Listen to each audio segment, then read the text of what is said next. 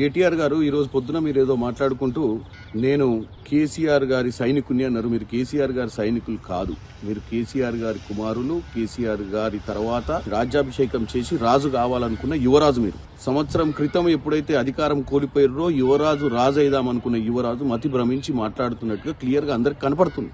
ఈ మతి భ్రమించి మాట్లాడే విషయంలో మీరు ఏం చేస్తున్నారంటే, మీ నాయన 2002లో ఒక ఉద్యమకారునికి వచ్చి ఆ రోజు ఏదైతే వాయిస్ ఇస్తురో అదే వాయిస్ మీరు ఇస్తుర్రు. ఎందుకంటే మీ నాయన అదే వాయిస్ తోటి ముఖ్యమంత్రి అయ్యిండు, అదే వాయిస్ తోటి 10 ఏళ్ళు దోసుకుండు.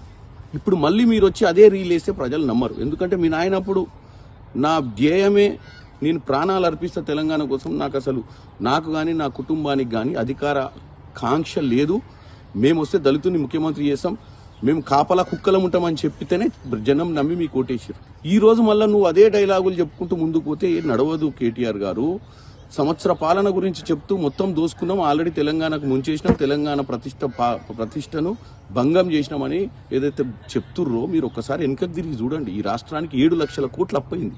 వాస్తవంగా ఆ డబ్బంతా కరెక్ట్ ఖర్చు పెట్టి ఉంటే ఈ రోజు ఉచిత విద్య, ఉచిత వైద్యం, ప్రతి రైతుకు రుణమాఫీ, రైతు బంధు, ఇన్ని రకరకాల స్కీములు ఇవాళ ఇంప్లిమెంట్ అయ్యేది. హాస్టళ్లల్లో మంచి భోజనం పెడుతూ విద్యార్థుల భవిష్యత్తు తీర్చిదిద్దే విధంగా ఉంటుండే ఈరోజు మనం. కానీ ఎందుకు లేదు, ఏడవైన ఈ డబ్బంతా ఇవాళ మీరు ఎవరికో వాళ్ళ కొడుకు, వాళ్ళ బామర్ది, వీళ్ళందరూ అని చెప్తున్నారు. ఈ రోజు నేను ఒక్కటే చెప్తున్నా, మీకు మన కుటుంబం ఏం చేసిందని ఒక్కసారి చూసుకో.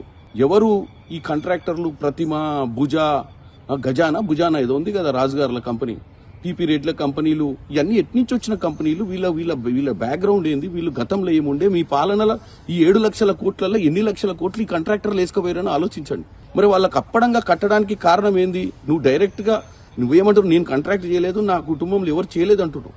మరి ఈ కాంట్రాక్టర్లంతా నీ బినామీలను రాష్ట్ర ప్రజలకు తెలియదు అనుకుంటున్నావా, లేకపోతే నువ్వేమైనా మా అందరికి చెవుల పువ్వు పెడదాం అనుకుంటున్నావు? మా ఇంట్లో ఎవరికి సంబంధం లేదంటే మీ ఇంట్లోనే సోదరిమణి కవిత గారు ఢిల్లీలో లిక్కర్ బిజినెస్ ఎందుకు చేసింది? కమిషన్ల కోసమే కదా. లిక్కర్ వ్యాపారం చేసిందే డబ్బుల కోసం. మీకున్నంత డబ్బు పిచ్చి ఎవరికి లేదు. ఈ రోజు 7 లక్షల కోట్లలో 1,00,000 పైచిలకు కోట్లు ఎటుపోయినాయో కమిషన్లు దండుకున్నది మీరు.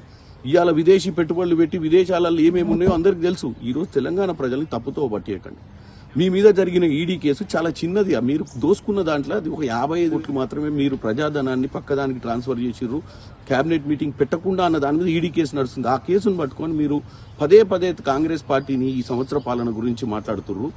కేటీఆర్ గారు మీకు ఒక్కటే చెప్తున్నా, పాత పాట పాడకండి, ప్రజలు నమ్మరు. కొత్త ముచ్చట ఏదైనా చెప్పండి. ఈ రాష్ట్రంలో మనం ఏం చేస్తే బాగుంటుందో దోసుకోకుండా చెప్పండి. దోసుకునే ఆలోచనతో చెప్పకండి.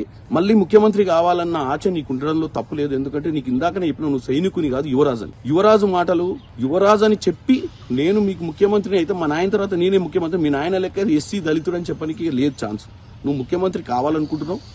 గత సంవత్సర క్రితం కాంగ్రెస్ పార్టీ అధికారంలోకి వచ్చిన దాన్ని మీరు అసలు జీర్ణించుకోలేకపోతున్నారని తెలంగాణ ప్రజలు చూస్తున్నారు. రోజు ముచ్చట చెప్పి మీరు తెలంగాణ ప్రజలు తప్పుతో పట్టివద్దని కోరుకుంటున్నాను. మరిన్ని వీడియోస్ కోసం ఛానల్ ని సబ్స్క్రైబ్ చేయండి. లేటెస్ట్ అప్డేట్స్ కోసం వాట్సాప్ ఛానల్ ని ఫాలో అవ్వండి. ఆ లింక్ డిస్క్రిప్షన్ లో ఉంది.